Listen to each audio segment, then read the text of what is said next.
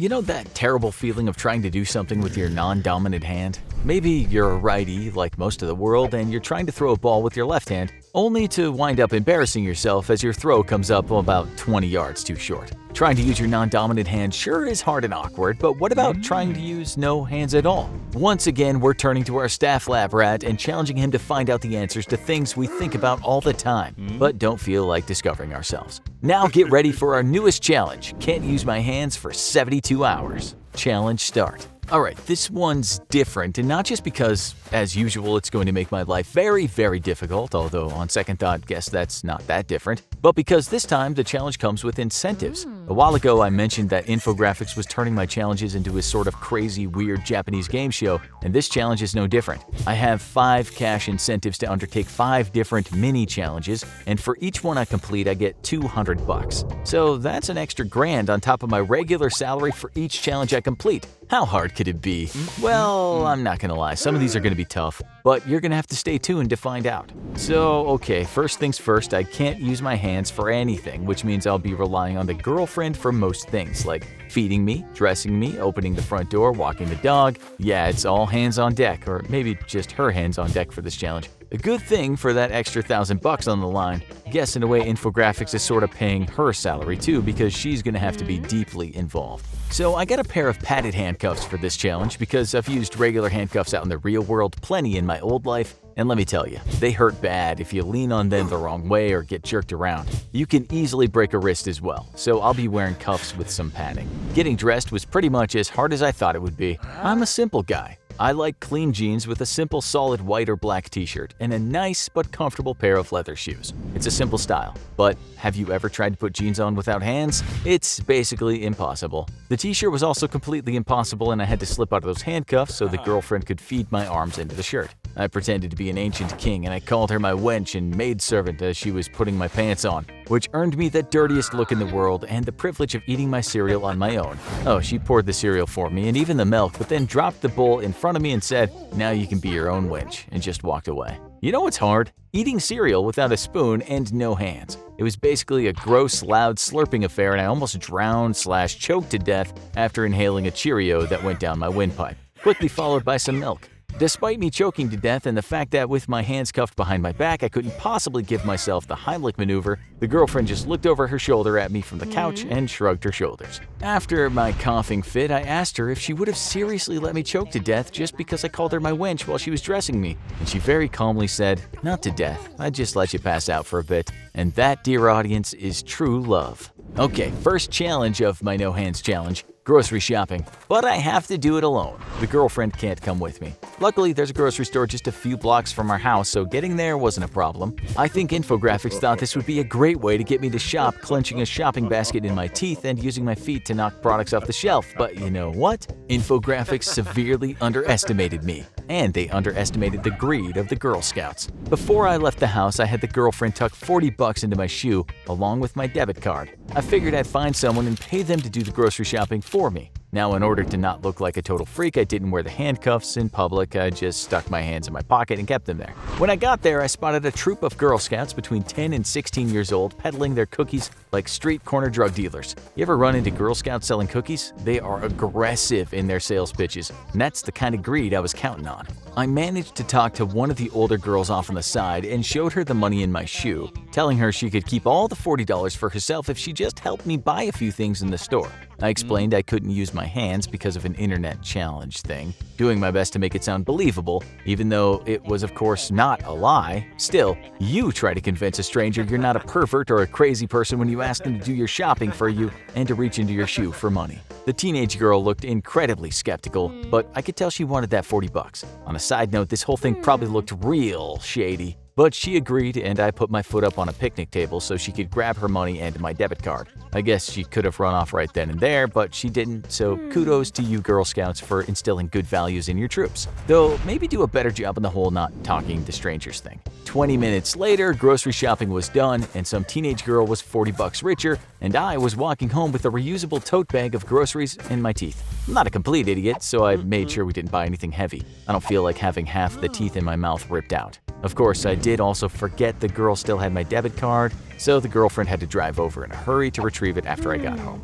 Alright, first challenge done, 200 bucks richer, or I guess technically $160 richer. Not bad for an hour's work. I was feeling plucky, so I decided to take on the second mini challenge. Do my laundry, all of it. That sounds simple, right? What's so hard about doing laundry? Well, next time you go to do your laundry, imagine doing all the steps without your hands. Luckily, we have a washer and dryer unit in our apartment, and the washer happens to be one of the front-loading ones, not the top-loading ones, which would have been all but impossible. First, I had to drag our laundry basket to the laundry area, which is tucked in a large walk-in closet in our kitchen. I basically had to bite down on the edge of the basket and just drag it along the hallway. I swear, I'm gonna lose a tooth by the end of this. After a very long struggle, I managed to get the basket into the laundry room, and by now I had started using my feet a lot. I kind of have a monkey grip with my toes, so opening the washing machine doors wasn't that hard. Putting the clothes in was a different matter altogether though, and eventually I had to use my teeth again.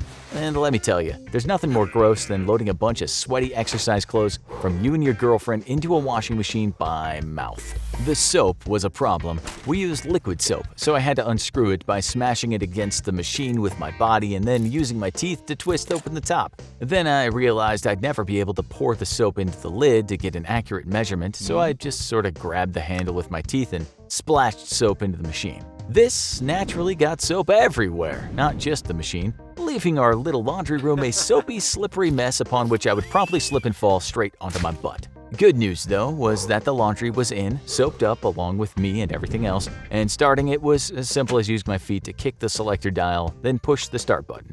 At this point, the girlfriend who had been listening to all the commotion walked in and immediately facepalmed, realizing she'd had to clean up the mess. A half hour later, I used my feet and teeth once more to move the clothes from the washer to the front-loading dryer and started up that bad boy. Then it was as simple as biting the clothes and dragging them back into the hamper, at which point I decided I had enough of the household chores and collapsed on the couch exhausted. Second challenge done, another 200 bucks earned, and all it took was splashing laundry soap all over the floor and washing machine and me nearly breaking my coccyx. Alright, by this time it was time for a late lunch, and this meant the girlfriend had to feed me. We'd have made amends over the breakfast incident, but she thought it'd be funny to feed me like I was 3 by pretending the food was a truck or an airplane. I'm so glad we don't shoot this show live action because I'd never allow for this to be published for the world to see. I decided to take it easy on challenges for the rest of the day and hit up Challenge 3 first thing on day 2.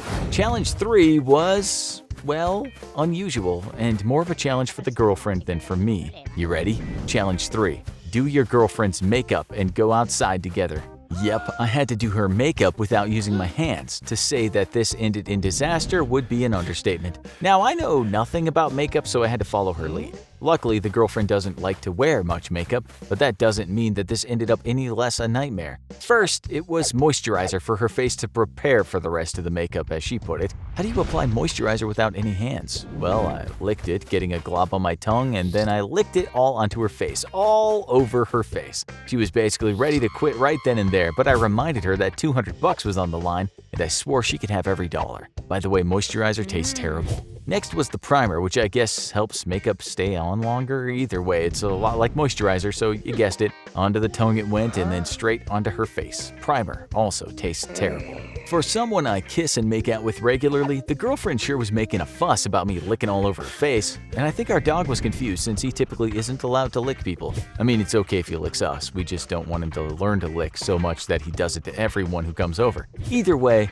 he was clearly getting mixed signals here. Alright, next was foundation, which the girlfriend warned me to use only a little because I don't need much and it's very expensive. So I grabbed her brush with my teeth and started painting her face with it, getting foundation literally everywhere. Her mouth, her eyes, her hair, myself, yeah, everywhere. The girlfriend banned me from touching her very expensive concealer after that, so we went straight to the eyes. First there was eye paint stuff, I forget what it is, but basically it was the same story as the foundation. Brush in mouth, then start painting. Only it's kinda hard to be precise. So while I tried to give her sexy smoky eyes, instead I gave her sexy smoky eyes, forehead, cheeks, and nose. Next was her lashes, using that weird brush thing again. I forget what it's called. But this one ended with me practically poking out both her eyes, so we cut that short, like only half her lashes fluffed up and looking all sexy. Lipstick was next, and if you don't think that went disastrously, then you clearly haven't been paying attention. I meant to give her a sexy shade of red and ended up making her look like the Joker. Again, it's very hard to be precise when you're using only your mouth to apply products. So the girlfriend, who had not been allowed to look in the mirror until now, promptly took one look in the mirror and practically screamed.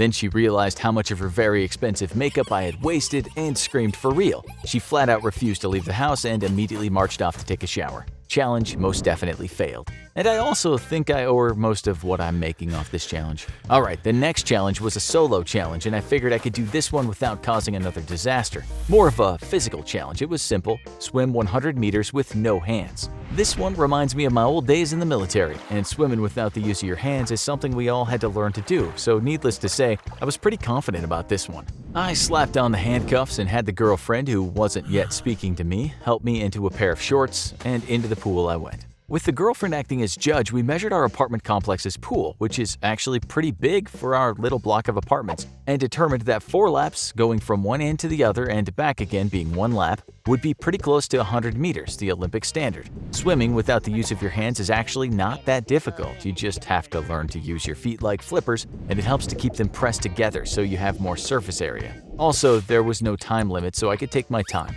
I was starting on lap 3 when I realized that I might have trained to do this in the past, but I was definitely not in the same physical fitness level as I was back then. I mean, I'm in good shape, but like back in those days, we were practically all in Olympic athlete shape, which apparently is exactly the level of fitness you need to complete a 100-meter swim without your hands, because I started to what I like to call gracefully drowning as I refused to give up. The girlfriend called it plain old drowning and jumped in to drag me to the side of the pool, cussing me out for being hard-headed and refusing to quit even when my head was more under the water than above it. So yeah, challenge failed. 2 for 4. Not great. I took the rest of the second day off to recover from my near drowning, and dinner was slightly less humiliating because we had soup, which I could mostly drink through a large straw. Alright, day 3, and I gotta tell you, I was stoked for the last challenge. This one was simple, or at least supposed to be. Fix a full meal with no hands. It was a great way to say thank you to the girlfriend for putting up with me the last 3 days, or